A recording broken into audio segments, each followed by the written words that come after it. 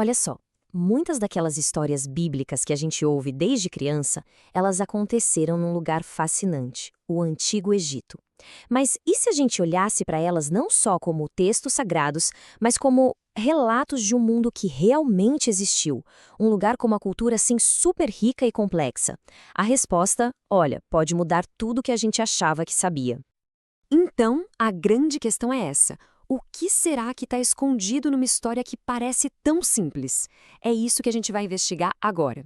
Vamos ver como a arqueologia e tudo que se sabe sobre a cultura do Egito pode, sabe, jogar uma luz em detalhes que estavam ali o tempo todo, mas que a gente nunca viu. E isso pode transformar completamente a nossa leitura dessas histórias. E tudo começa com isso aqui, um objeto. Uma simples cesta de junco de mais de 3.000 anos encontrada numa tumba egípcia. Parece uma coisa boba, né? Mas essa cesta é tipo uma chave. Uma chave que abre uma porta para um dos momentos mais famosos da Bíblia. É um convite, sabe, para a gente olhar com mais atenção? Então vamos lá. A gente vai começar por essa história, a da cesta no Nilo. Todo mundo conhece, né, a história de Moisés. O bebê na cesta.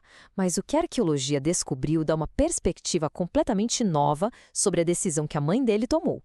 Bom, vamos juntar as peças. Primeiro, o que a Bíblia diz. Um bebê é colocado numa cesta de junco no rio Nilo para ser salvo. Ok.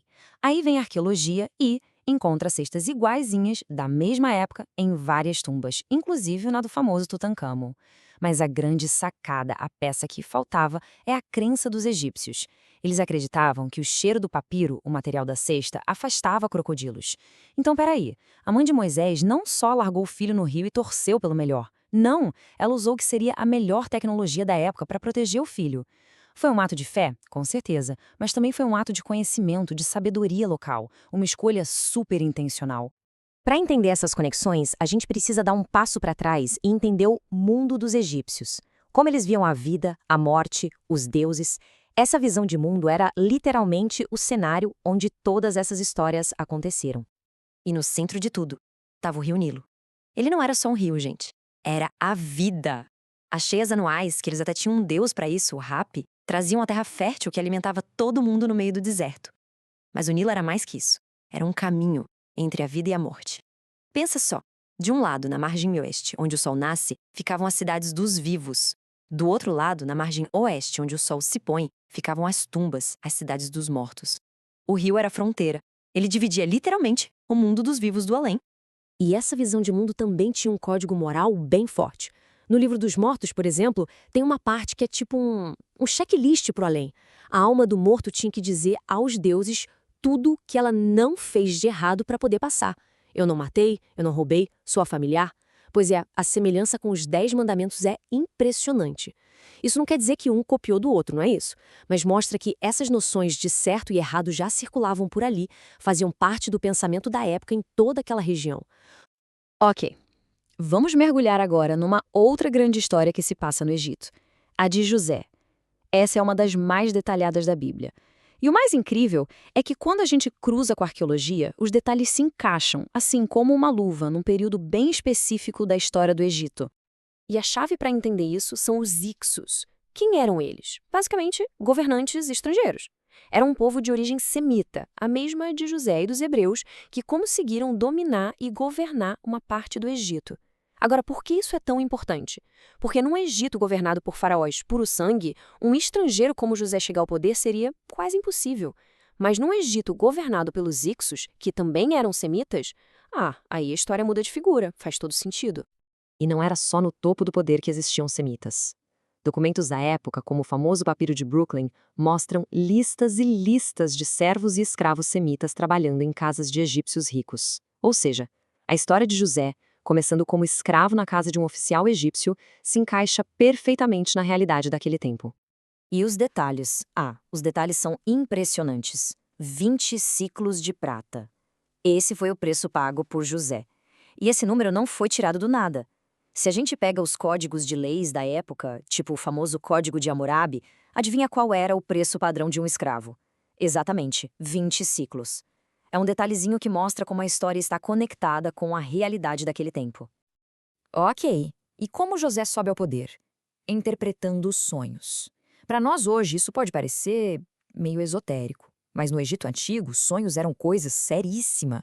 Eram mensagens dos deuses. E eles levavam isso tão a sério que existiam manuais de interpretação, como esse papiro aí. Então, um cara que sabia interpretar sonhos não era um vidente qualquer. Ele era um consultor estratégico, alguém essencial para o faraó tomar decisões.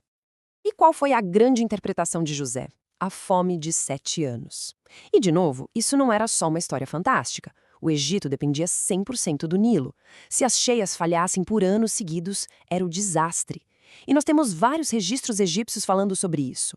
A estela da fome, hieróglifos e templos. Mas o mais impressionante é a inscrição na tumba de um governador chamado Baba, que viveu na mesma época de José. Ele escreveu: "Quando a fome durou muitos anos, eu distribuí grãos para a cidade." É exatamente o que José fez, mas em escala nacional. Para fechar a história de José, tem o anel. Quando o faraó promove José, ele dá a ele o seu anel de sinete.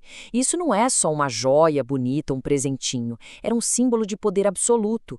Provavelmente era um anel com um escaravelho, que para os egípcios simbolizava a vida, a ressurreição. Esse anel era usado para selar decretos. Era a assinatura do faraó. Ao entregar o anel, o faraó estava dizendo: "A minha autoridade agora é sua."